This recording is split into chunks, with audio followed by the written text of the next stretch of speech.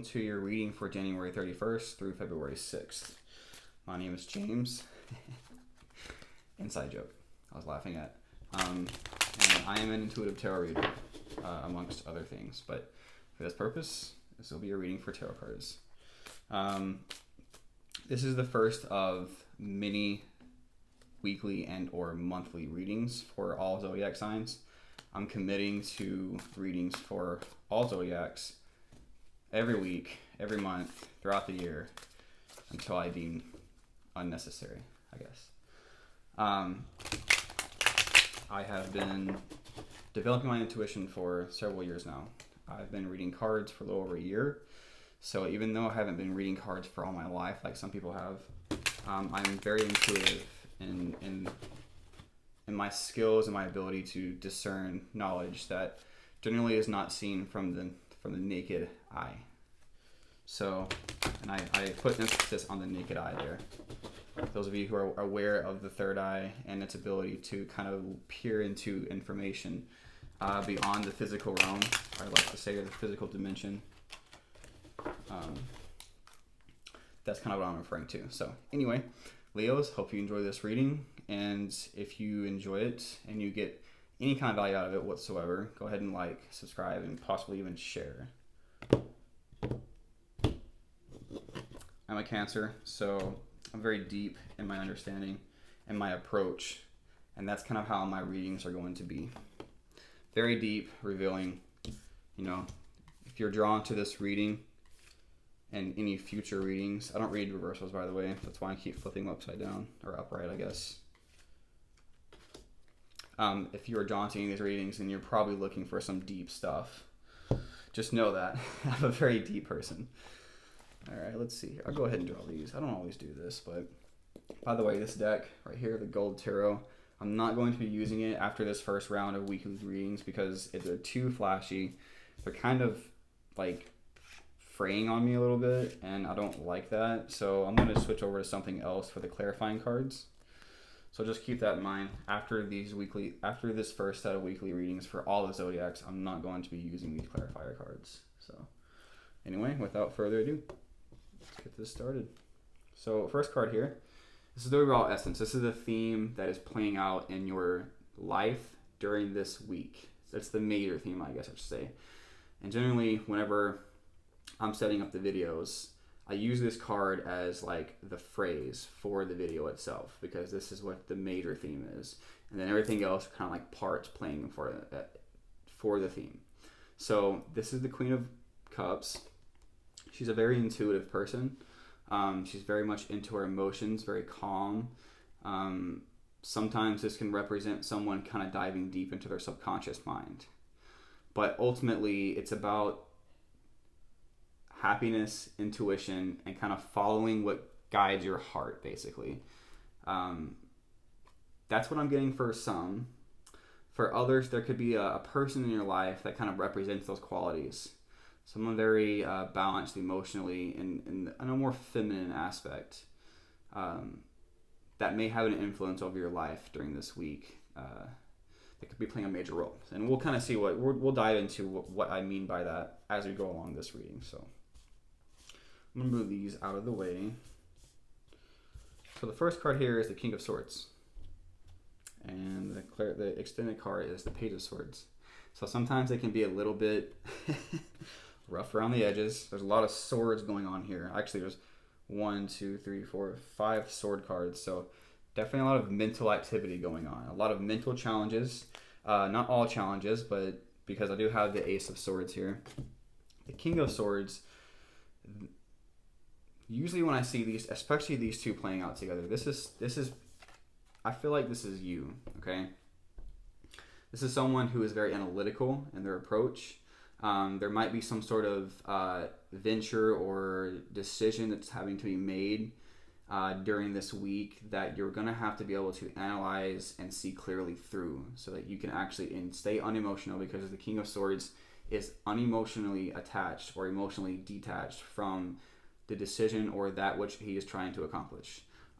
It can represent someone trying to cut someone out, and in some ways that can be the case here, because I do have the Page of Swords.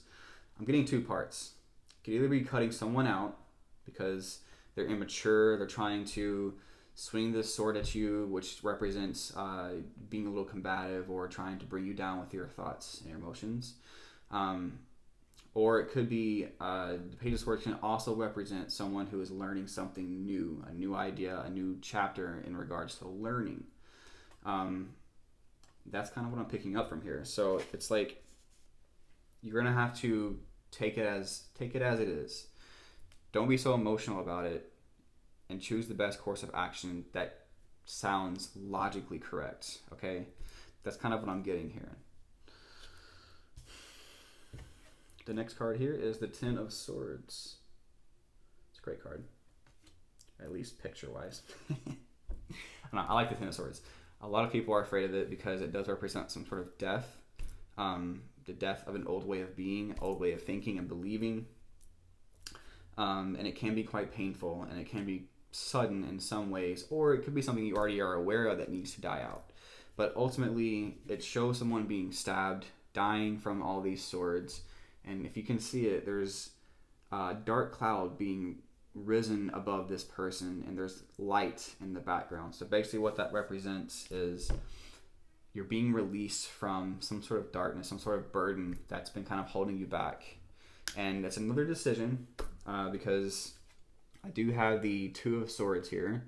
So this it may not be very clear right now, right? So the thing that you're trying to move forward on, again, it's very unclear at this time because she is someone who's kind of like holding herself back. She doesn't really want to make the choice, but she has to anyway, right? And he or she doesn't matter. That there's, these cards don't have to be gender specific, but ultimately there's a choice that needs to be made so that something can die out here that no longer serves you. And it's really just been a burden anyway. It's just been holding you back. You've been holding on to this darkness that needs to be released. But ultimately, she doesn't see the full picture. And because of that, there could be some fear surrounding it. But whatever needs to die out, just let it die out. Choose what's best for your overall well-being. That's my spiritual guidance here. Choose what's best for your overall well-being, because moving forward, you're going to feel much, much more lighter, because what's coming in is the Ace of Swords. So once you get through all this ick, I guess I should say, don't let that fear you, by the way, or scare you, because everything's meant to be a teaching moment. It's meant to, you're meant to go through experiences to help you learn and grow, become, the captain of your ship, be able to cut through things that no longer serve you, so that you can live a much better life in the end, right? That's the whole point. A lot of us are stuck in the past. A lot of us are stuck in certain ways of thinking and believing that really do us no good anymore, because energy has to change and evolve. And that's the basis of this reading that I'm feeling. Mental energy, your beliefs, and people. It seems like there's people in your life that are going to have an influence during this week too. So yeah, Ace of Swords is any ace in any suit is the beginning of some sort, because the Ace of Swords represents the mentality, the mental aspect of the tarot. It's very much relating to a new idea, a new decision, or a new challenge, which could be a result of a new idea that you are going to be presented, either internally or externally. And here's the thing is that could be both. Or it could be ambiguous here, because if this is for you as representing someone in your life who is intuitive, who may bring you a message, an emotional message, right? Who has an influence over you during this week, that could be an external message coming in, right? Otherwise, if this is representing you becoming more intuitive, getting more in tune with your own intuition and your own emotions, and becoming more aware of yourself internally, that's where this idea could come from as well, because intuition works exactly like that. At least it does for me. I get downloads. I get ideas that come through my mind almost all the time. It could be your higher self. It could be your guides. Only you will know what that is. But ultimately, that's what this represents. A new beginning, or a new idea that's going to push you in a new direction. And it's definitely coming from a time of boredom here. So it's like, this is the Four Cups, by the way. And we'll get with the clarifiers here, the outcomes of each column, because that's going to give us a little more information about where this is actually headed if you stay on this course. So the Four Cups definitely represents someone who is bored. Like they have cups filled in front of them. They have an opportunity knocking at their door, but they're so bored and fixated on their current life that they're not trying to have anything else at this moment. You just have to be able to be willing to have that clarity, because it looks like to me that clarity is needed in order to move forward, right? A lot of forward movement for a lot of people this week. I feel like February is going to be a very forward moving month for a lot of people. That's the way I feel for myself. So if you've been feeling a little bored and stagnant in certain areas of your life, just know that there is opportunity that's going to come knocking on your door.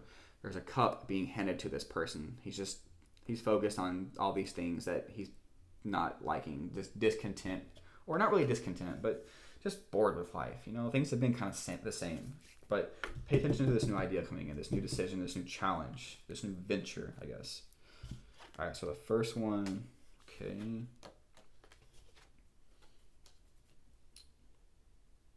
All right, so the first column here is the Tower. So the outcome from that's over the King of Swords and the Page of Swords. So something's definitely going to come in, and it's going to shake your foundation, basically, literally or figuratively. So when the Tower comes in, it literally means that something was not stable in your life, whether it's a person, some kind of connection or a relationship, or just, certain way of thinking and believing, and the lack of clarity that I'm seeing here moving forward, especially with regards to intuition as well. But something needs to come to an end. Something needs to be shaken and broken down so that you can rebuild something much better moving forward. And just, again, this is another card that can be kind of sudden changes, things that you may not expect to happen but do anyway. Just know that if anything unexpected happens, allow yourself to go with the flow, because it's happening for a much higher purpose. Just be mindful of that. And it could relate to, even air signs as well, the air signs that are playing out in your life, because there's definitely a lot of characters that are popping up. I got the Queen of Pentacles here. The Queen of Pentacles represents someone who has material wealth, right? This can represent a healer in your life, someone who is gentle and very earth-driven. But it's generally someone who has money she has the money to do things that she wants to do, right? So I feel like I've got something similar to this on a previous reading, but ultimately there's a decision that you're needing to make in regards to money or someone who has money. Basically, it's saying to go for it. You have to let this lack of wanting to move forward because of the inability to see yourself or see the full situation or the full prospects that it could wind up coming out to be, let that die out. Because ultimately, this is bringing in opportunity. And you have a lot of opportunity cards coming in too. And it's regards to material, financial assets. All right. So the final outcome on this Ace of Swords and the Four of Cups is the Hierophant. So I definitely see spiritual growth here. That's what I'm getting from this card. This card represents a spiritual leader, either outside of yourself or noticing that you are a spiritual leader based off of what you've learned and grown from. But ultimately, this is spiritual growth, all right?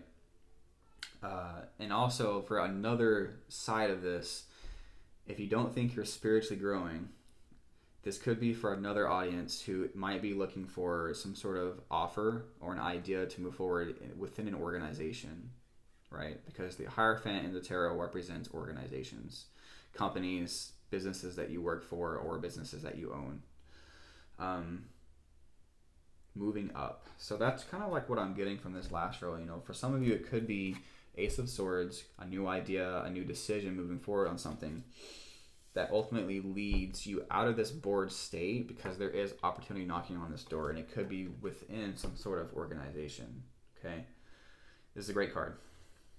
And I guess the Hierophant can also represent marriage, even.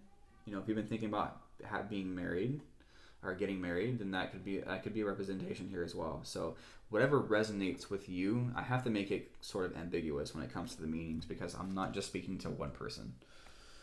So that's what I'm getting from that. Whatever resonates with you, go for it. I'm gonna go ahead and do this one more time. I've already shuffled all the cards, by the way, so that's kind of like why I'm doing that.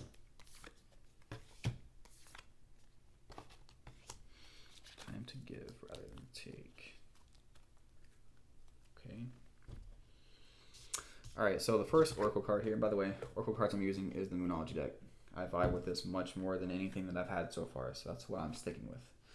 All right, so it says your commitment is being tested. This is the first quarter moon. And essentially what I'm getting from this, I mean, these cards basically speak for themselves. I don't really have to explain much more than that, but there is definitely, I think that this could be a commitment to yourself for some, okay, because I got this card that also says, a time to give rather than take. It's new moon in Virgo.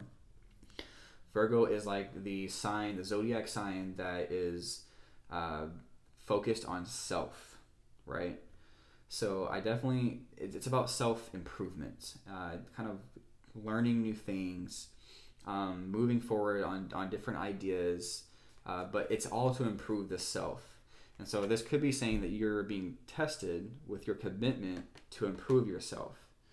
Because it looks like if there's things that need to be cut out in your life, because there's a lot of swords here, you're being tested to see if you have the willpower and the emotional drive, I guess, to be able to move forward with that, right? And if you are having trouble figuring out how to go about doing that, you're also getting this card as guidance for new moon in Pisces. It says meditate and contemplate. This is a very emotionally like fluid card here, because it talks about being able to go within yourself, meditate, and contemplate on the decisions and the ideas that are coming to you. You don't have to meditate, but ultimately just give yourself enough time. Sit down, relax. Don't rush into anything, because oftentimes life can be that way. But if there's an idea or decision that you're needing to make that is based off intuition, or someone is presenting you something, just meditate on it. Just think clearly about it. Sit down and give yourself the time of the day to be able to think about it. So I believe that wraps this reading up. Leo, I really appreciate you being here. Once again, if you enjoyed the video, if you found any value in it, go ahead and like and subscribe. Share it if you will. I do have links below that you can help support the channel, or even if you want a one-on-one reading for more specific outcomes and what's happening in your life on a more specific level. You know what? Thank you. Appreciate you. Love you guys.